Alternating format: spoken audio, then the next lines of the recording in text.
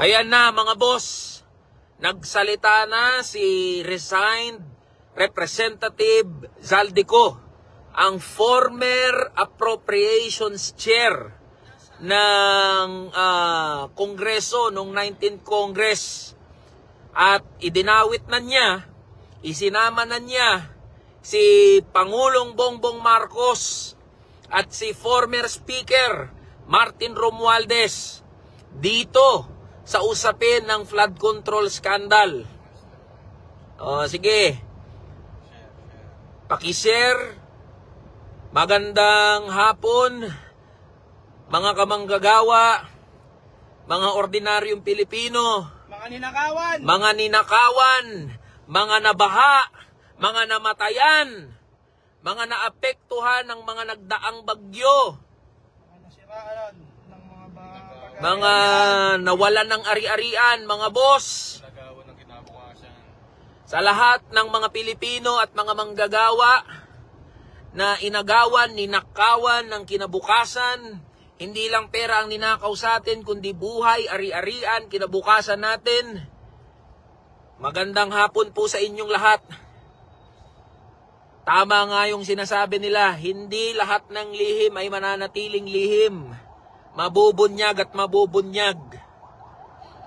Mga boss, nagsalita na si resigned Representative Elizaldico.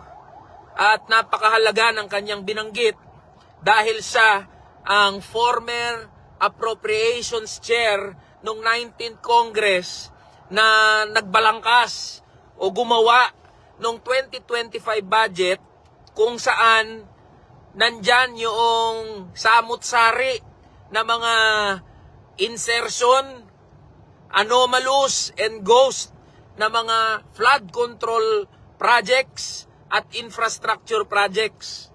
At napakahalaga mga boss ng statement na ito dahil idinadawit at itinuturo nito si Pangulong Bongbong Marcos at si former Speaker Martin Romualdez dito sa kagimbal-gimbal, the greatest corruption scandal in recent history. Ngayon mga boss, matagal na nating sinasabi, imposibleng walang alam si Speaker Martin Romualdez, si Pangulong Bongbong Marcos dito sa usapin ng budget dahil una, si Speaker Martin Romualdez, siya ang speaker during that time. At lahat ng nangyayari sa House of Representatives ay alam. Imposibleng sabihin na hindi alam ng speaker bilang ikaw ang pinakamataas na leader ng House of Representatives. At hindi lang yun.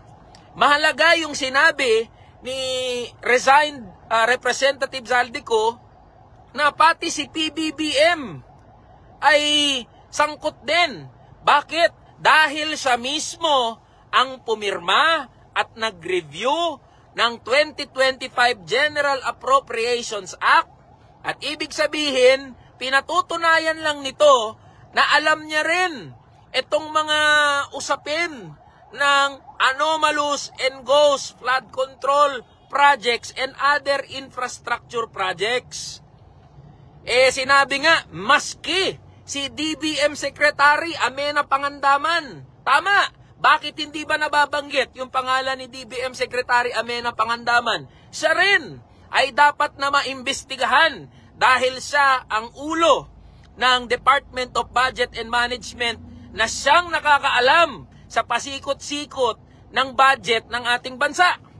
Ngayong nabanggit na ni resigned Representative Zaldico itong mga pangalan ni former Speaker Martin Romualdez at ni Pangulong Bongbong Marcos, tayo ay nananawagan na imbestigahan at panagutin si Pangulong Bongbong Marcos at mismong si former Speaker Martin Romualdez. Nananawagan tayo ng impartial at tunay na independent na pag-iimbestiga. Di ba, ang gumawa ng Independent Commission for Infrastructure ay si Pangulong Bongbong Marcos din. So dapat isama na sa dapat imbestigahan si Pangulong Bongbong Marcos. Siya mismo ay dapat masubject sa pag-iimbestiga. At dapat ang investigating body na mag-iimbestiga dito kay Pangulong Bongbong Marcos at kay former Speaker Martin Romualdez ay isang komisyon o body na walang direktang connect sa Pangulo at sa former Speaker na si Martin Romualdez. Ito dapat ay pangunahan ng mamamayang Pilipino at ng mga independent bodies, mga civil society organizations, mga ordinaryong Pilipino at mga manggagawa. Hindi natin pwedeng ipagkatiwala ang investigasyon at pagpapanagot sa mga bodies or investigating bodies na ginawa mismo ng Pangulo. Kaya napakahalaga nitong statement ni resigned Representative Zaldico. Dahil ito yung direct link. Ito na yung inaantay. Ito yung matagal nang tinatanong ng mga manggagawa at ordinaryong Pilipino na maglilink o magbibigay ng direksyon o direktang linya, koneksyon patungo kay Pangulong Bongbong Marcos at kay former Speaker Martin Romualdez. Ngayon, kung sinasabi natin lahat ng sangkot ay dapat managot, ang binabanggit natin ngayon, ibig sabihin, pati si Pangulong Bongbong Marcos ay dapat nang imbestigahan, sumalang sa investigasyon. Alam nyo mga boss, hindi simple yung statement. Hindi simple yung statement na binanggit ni Zaldico. Dahil ito yung nag-i-implicate, directly nag-i-implicate, merong direct hand. Ibig sabihin, sabi ng Pangulo, di ba? Sabi ni, sino nagsabi no? Si Yusek Claire Castro. Sabi ni Yusek Claire, papaano mai-involve ang Pangulo kung siya ang nagbukas nitong issue ng korupsyon? Ito na po yun. Sagutin nyo po ito ngayon, Malacanang. Kayo na mismo ang implicated, direkta, na itinuturo ng former approacher na si Zaldico. Ayan ngayon ang ayan na ang dapat natin na abangan. Ano ngayon ang justification dito ng Malacanang at ng Palasyo? Porket nagsalita si Zaldico, ibig sabihin ba niyan absuelto na siya? Hindi po mga boss. Pinatutunayan lang nito na they are equally accountable. Kung ano ang galit natin kay Zaldico, kung ano ang galit natin doon sa mga nasangkot sa iba't ibang mga issue ng flood control anomaly, flood control scandal, ganun din dapat ang ating galit dito sa mga additional cast of characters na naidagdag. Ngayon, parang teleserye. Ngayon, mga boss, sinasabi ni Pangulong Bongbong Marcos, they know who these people are. May listahan. Now, Mr. President, can we see the list? Pwede ang patingin kami ng listahan? Pasilip kami ng listahan. Ngayon, binabanggit ni Mr. President, before the year ends, bago magpasko, may mga makukulong. Sino itong mga makukulong na to? If you yourself, Mr. President, is directly implicated in the flood control anomaly. Ito na yung binabanggit natin mga boss. No? Na imposibleng walang kinalaman ang executive, imposibleng walang kinalaman ang Pangulo, ang executive branch, at ang former Speaker of the House patungkol dito. Napakaganda ng pagsisiwalat na nangyari ngayon dahil nabibigyan na tayo ng whole picture na ang korupsyon, mga boss, ay hindi kayang gawin lang ng isang tao o ng isang grupo ng mga tao, kundi ito ay nag-i-involve ng iba't ibang layer ng gobyerno, ng pamahalaan, ng iba't ibang mga sindikato mula sa nakunsabahan. Yung sistema mismo ay nakadesenyo para kurakutin ang kaban ng mamamayang Pilipino, ng mga ordinaryong Pilipino. So yan, nawawala daw ata ako. Yan, na tayo na ginajam yung natin, ginajam yung ating yung ating connection. So ang binabanggit natin dito, hindi lang si Bryce Hernandez ang may kaya niyan.